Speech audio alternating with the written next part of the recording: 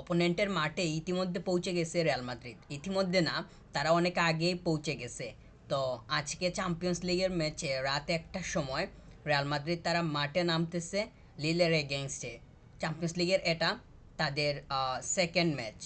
ম্যাচটা away match. দেখা যাক তারা অপোনেন্টের মাঠে এওয়ে ম্যাচে তাদের কীরকম মানে পারফরমেন্সটা হয়। আমরা তো এওয়ে ম্যাচে একটা জিনিস খেয়াল করতেছি, অপোনেন্টরা যখন এওয়ে ম্যাচে যাইতেছে ওয়েফা চ্যাম্পিয়ন্স লিগে, তখন তাদেরকে মানে পরিবেশের সাথে মানিয়ে নিতে একটু সময় লাগতেছে। এইটা যে নির্দিষ্ট কোনো টিমের ক্ষেত্রে হইতেছে তা কিন্তু না, মোটামুটি অনেকগুলা টিমের ক্ষেত্রে এইটা কিন্তু দেখা যাইতেছে। তো এই বিষয়টা খুবই গুরুত্বপূর্ণ বলে মনে করতেছে। তাছাড়া রিয়াল মাদ্রিদ তারা লাস্ট ম্যাচটাও এওয়ে ম্যাচ খেলছিল অ্যাথলেটিকো মাদ্রিদের এগেনস্টে। তো মাদ্রিদ ডার্বিতে তাদের কিন্তু ওইটা হোম ম্যাচ ছিল না, ওইটা ছিল এওয়ে ম্যাচ। তো এওয়ে ম্যাচে তারা কিন্তু ওইখানেও যথেষ্ট পরিমাণ ব্যাগ পোহাতে হয়েছে, ফ্যান্সদের চাপ তো ছিলই। আর এইটা যে সব ক্ষেত্রেই থাকে এইটা খুবই স্বাভাবিক বিষয়। যখনই এওয়ে ম্যাচ হয় ভিজিটররা তখন অনেক কিছুই ফেস করতে হয়, এটা খুবই স্বাভাবিক বিষয়। রিয়াল মাদ্রিদ তারা মানে অপোনেন্টের মাঠে পৌঁছে ইতিমধ্যে তারা প্র্যাকটিস শুরু করে দিছে। তো আজকে রাত্রে তাদের ম্যাচ ওয়েফা চ্যাম্পিয়ন্স লিগে, ম্যাচটা শুরু হবে রাত 1টা। অক্টোবর মাসে রিয়াল মাদ্রিদের ফিক্সচারটা একটু কঠিন আছে, মানে ফিক্সচারটা তাদের ব্রুসিয়া ডর্টমুন্ডকেও এই মাসে ফেস করতে হবে, আবার বার্সেলোনাকেও এই মাসে তাদের ফেস করতে হবে। তো এই মাসে তাদের ফিক্সচারটা মোটামুটি বলা যায় যে একটু টাইট আছে। আর আজকের ম্যাচের জন্য কিলিয়ান এমবাপ্পে সে তো স্কোয়াডে আছে, কিন্তু সে 100% ফিট নয়। মানে সে যে 100 ভাগ ফিট কিংবা সে যে ম্যাচ খেলার জন্য একদম সঠিক অবস্থানে আছে এই ধরনের কোনো রিপোর্ট কিংবা নিউজ কোথাও পাই নাই। তো যেহেতু কোথাও খোঁজাখুঁজি করে পাই নাই, এই জন্য বলতেছি যে সে 100% ফিট না। তবে সে যদি স্টার্ট করে ম্যাচটা কিংবা মানে পরের হাফ অর্থাৎ 45 মিনিটস যদি খেলার জন্য মাঠে নামে, তাহলেও হয়তো এমনটা মানে 45 মিনিটস খেলার জন্য হয়তো মাঠে নামতে পারে, এরকম হইতে পারে। তবে স্টার্ট করে ফুল ম্যাচ কন্টিনিউ করাটা আমার কাছে মনে হচ্ছে যে তার পক্ষে সম্ভব নাও হতে পারে। তবে এই মুহূর্তে কোনো কিছু নিশ্চিতভাবে বলা কোনোভাবেই সম্ভব না। এইটা মানে রাত 1টা হলে কিংবা স্টার্টিং ইলেভেনটা যখন দেয়া হবে তখনই ওই সময়ের জন্য অপেক্ষা করতে হবে। তো রিয়াল মাদ্রিদ তাদের বলা যায় যে একদম ফুল স্কোয়াড মানে ফুল স্ট্রং স্কোয়াড নিয়েই তারা অপোনেন্টকে ফেস করতে গেছে শেষ পর্যন্ত। তাদের কি হয় দেখা যাক। লাস্ট ম্যাচে তারা খুবই কঠিন একটা ম্যাচ খেলছে। ওই ম্যাচের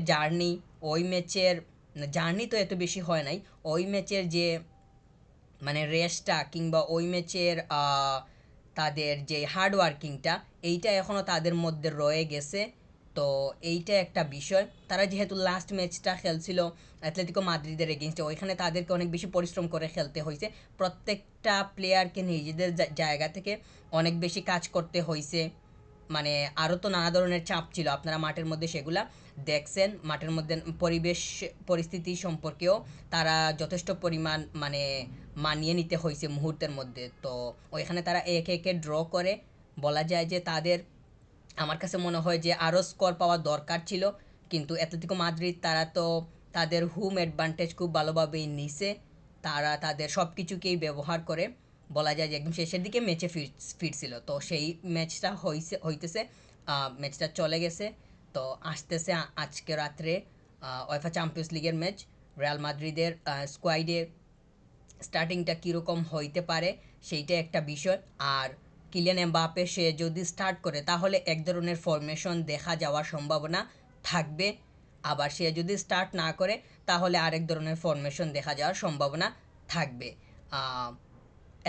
মানে মাদ্রিদ ডার্বিতে বা অ্যাথলেটিকো মাদ্রিদের এগেইনস্টে কিলিয়ান এমবাপ্পে কিন্তু খেলে নাই, এবং ওইখানের ম্যাচের আগে প্রিভিউতে আমি বলছিলাম যে রিয়াল মাদ্রিদের মানে কিলিয়ান এমবাপ্পে যেহেতু নাই, সে ইনজুরির কারণে মাঠের বাইরে, সেহেতু তারা 4-4-2 এই ফরমেশন নিয়ে মাঠে নামতে পারে এবং এমনটাই হয়েছিল।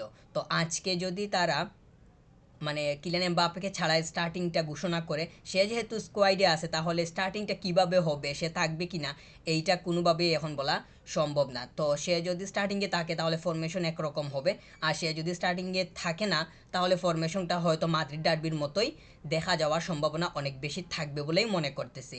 আর রিয়াল মাদ্রিদ যে তারা 4-4-2 নিয়ে খুব খারাপ খেলছিল তা কিন্তু মনে হইতেছে না। আর তাদের যে মানে বন্ডিংয়ে কিংবা কানেকশনে কোনো ধরনের ল্যাকিংস ছিল বা অনেক বেশি সমস্যা ছিল, সেটাও হয়ে ওঠেনি। যথেষ্ট পরিমাণ মানে তারা 4-4-2 নিয়েও ঠিকঠাক অবস্থায় ছিল, এত বেশি পরিমাণ কোনো সমস্যা দেখা যায়নি। তবে কিলিয়ান এমবাপ্পে যখন মাঠে থাকে তখন তো তাদের ফরওয়ার্ড লাইনের কাজটা অনেক সহজ হয়ে যায়। মানে সে যখন থাকে তখন দেখা যায় যে খেলা অনেকটাই ক্রিয়েট হইতেছে। সে বেলিংহামের সাথে ভালো একটা মানে 1-1 কিংবা বেলিংহামের সাথে তার ভালো একটা কানেকশনও গড়ে উঠে। তো সে যখন মাঠে থাকে তখন দেখা যায় যে হিসাবে একরকম হইতেছে। আর মাদ্রিদ ডার্বিতে সে ছিল না, তখন দেখা গেছে রিয়াল মাদ্রিদ অন্য স্টাইলে কিংবা অন্যরকমভাবেও খেলতেছে। রদ্রিগো এবং ভিনিসিয়াস তারা দুই জায়গাতেই ফিক্সড, তারা তাদের জায়গাতেই ঠিকঠাক অবস্থানে আছে। শুধু মাঝখানটা হইতেছে রিয়াল মাদ্রিদের অনেক বেশি মানে চিন্তার বিষয় থাকে যে এইখানটা কিভাবে সামাল দিতে হবে। মানে এই যখন কিলিয়ান এমবাপ্পে তাকে তখন তো 4-3-3 নিয়েই নামে, মাঝখানে তারা তিনটা ইউজ করে, কিন্তু সে যখন ছিল না তখন তো আমরা 4-4-2 দেখছি, মাঝখানে ছিল চারটা। তো চারটাকে ব্যবহার করা, কিন্তু চারটা মিডফিল্ড নিয়ে নামা এবং সেই অনুযায়ী মানে চারটা মিডফিল্ড নিয়ে নামা এবং চারটা মিডফিল্ড নিয়ে ম্যাচটা কন্টিনিউ করা, এটা কিন্তু মানে দুটাই এক না। শুধু নামলেই কিন্তু হয় না, চারটা মিডফিল্ড তারা ঠিকঠাক মতো মাঝখানে তাদের মানে অবস্থানটা ঠিক রাখতে পারতেছে কিনা, তাদের কানেকশনটা ডিফেন্স এবং অ্যাটাকের সাথে ঠিক অবস্থায় আছে কিনা, এটাও কিন্তু খুবই মানে ইম্পর্টেন্ট একটা বিষয়। মাদ্রিদ ডার্বিতে এন্ড্রিককে আমরা বেঞ্চ থেকে এসে পারফর্ম করতে দেখছিলাম। সে আসার পরে একটা শ্যুট করছিল, যদিও শ্যুটটা মানে অফ টার্গেট ছিল, শ্যুটে যথেষ্ট পরিমাণ পাওয়ার ছিল। ওইটা যদি অন টার্গেট থাকতো তাহলে মানে এই শ্যুটটা ঠেকিয়ে দেয়া মানে অনেক কঠিনই হইতো। তবে অনেকটাই দূর থেকে শ্যুটটা নিয়ে নিছিল, যেইটা মানে বলা যায় যে আজকের ম্যাচে যদি সে এইরকম মানে বেঞ্চ থেকে এসে খেলার সুযোগ পায়, মানে সে আমার কাছে মনে হইতেছে যে খেলার অবশ্যই সুযোগ পাবে। সে যথেষ্ট পজিটিভলি তার পারফরমেন্সটা করতেছে, তো সে খেলার সুযোগটাই বেশি থাকবে। তো এইরকম যদি সে এত দূর থেকে শ্যুট নিতে যায় তাহলে আমার কাছে মনে হচ্ছে যে এইটা ভালো নাও হইতে পারে, কারণ হচ্ছে এত দূর থেকে শ্যুট নেওয়ার তো মানে প্রয়োজন ওইভাবে নাই। এন্ড্রিক যখন শ্যুটটা নিছিল মাদ্রিদ ডার্বিতে, ওই শ্যুটের সময় তো তার বাম পাশে বেলিংহাম ছিল, তাহলে সে যদি ঠান্ডা মাথায় থাকতে পারতো তাহলে বেলিংহামকে পাস দিয়ে সে যখন সামনে যাইতে পারতো, মানে মানে সে পাস দিয়ে বলটা আগানোর একটা যে পরিকল্পনা সেটা সাজাতে পারতো। সে আগে শ্যুট করে দিছে, এইটা আমার কাছে মনে হইতেছে যে তার এই ডিসিশনটা একটু বেশি হয়ে গেছে। তবে সে মানে যেই ধরনের শ্যুটটা করছিল এটা যদি অন টার্গেট হইতো এইটা আবার কিন্তু ডেঞ্জারাস হওয়ার সম্ভাবনা থাকতো। তবে আমার কাছে মনে হয় যে সে এত দূর থেকে শ্যুট না করাটা রিয়াল মাদ্রিদের জন্য ভালো, কারণ গত ম্যাচটাতে রিয়াল মাদ্রিদ এই যে এন্ড্রিক যে শ্যুটটা পাইছিল মানে যে সুযোগটা পাইছিল, এটা যদি তারা ঠান্ডা মাথায় কিংবা সে যদি ঠান্ডা মাথায় এই বলটা আগানোর পরিকল্পনা করতো তাহলে এই বল থেকে কিন্তু গোল আসার সম্ভাবনা ছিল। এখান থেকে যদি গোল আসতো তাহলে রিয়াল মাদ্রিদ কিন্তু দুইটা হয়ে যাইতো গোল। তাহলে দুইটা হলে তো যখন অ্যাটলেটিকো মাদ্রিদ তারা ম্যাচে ফিরছিল তখন তো তারা 1-1-এ থাকতো, আর দুইয়ে যাইতে পারতো না, তখন দেখা যাইতো যে স্কোরটা বেশি হওয়ার সম্ভাবনা ওইভাবে থাকলেও থাকতে পারতো। মোট কথা এন্ড্রিকের ওই বলটা আমার কাছে মনে হচ্ছে যে একটা বিগ স্কুপ ছিল গোল করার জন্য, কিন্তু তার ডিসিশনটা মানে আসলে এইভাবে না নিলেও হয়তো, যেহেতু সাইডে প্লেয়ার ছিল। তবে আমার কাছে মনে হয় যে এইগুলা তাদের কোচিং স্টাফ তাকে খুব ভালোভাবেই বুঝিয়ে দিতে পারবেন। বালবার্দে এবং মদ্রিচ তারা যে শুধু এই সিজনে খুবই স্ট্রং কিংবা খুবই সলিডলি পারফর্ম করতেছে তা না, গত সিজনে তো চ্যাম্পিয়ন্স লিগ চ্যাম্পিয়ন হয়েছিল রিয়াল মাদ্রিদ, তো ওইখানেও তাদের মানে এই দুইটা প্লেয়ারের যথেষ্ট পরিমাণ অবদান আছে, কিংবা তাদের পারফরমেন্স সঠিক ছিল বলেই রিয়াল মাদ্রিদের মাঝখান থেকে কিংবা মিডফিল্ড থেকে এত ইতিবাচক পারফরমেন্স বেরিয়ে আসছিল।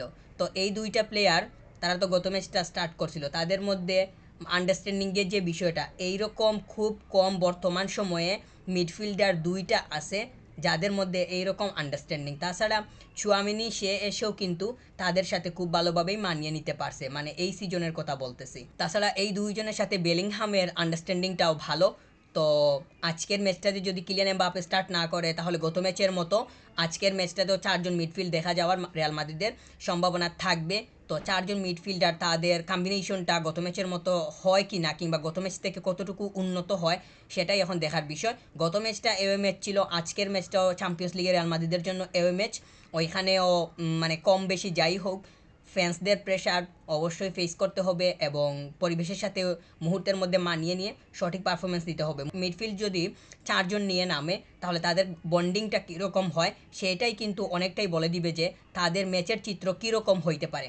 পারফরমেন্সটা বেরিয়ে আসবে যদি তারা মিডফিল্ডটা ধরে রাখতে পারে। কারণ আমরা যে গত ম্যাচটাতে খুব ভালোভাবেই দেখছি মিডফিল্ডটা সলিড ছিল বলেই ভিনিসিয়াস জুনিয়র এবং রদ্রিগো তাদের কাছে যথেষ্ট পরিমাণ বল গেছিলো, মানে সাপ্লাই হয়েছিল। তো তাদের কাছে যদি সাপ্লাই হয় তারা ফ্রুটফুলি খেলার অনেক বেশি সম্ভাবনা চলে আসবে। তো তারা শেষ পর্যন্ত কি হয় সেটার জন্য অপেক্ষা করতে হবে। আমার কাছে মনে হইতেছে যে কিলিয়ান এমবাপ্পে তার স্টার্ট করার সম্ভাবনাটা খুবই কম। তবে মানে শেষ পর্যন্ত দেখতে হবে যে তাদের স্টার্টিংটা কীরকম হয়।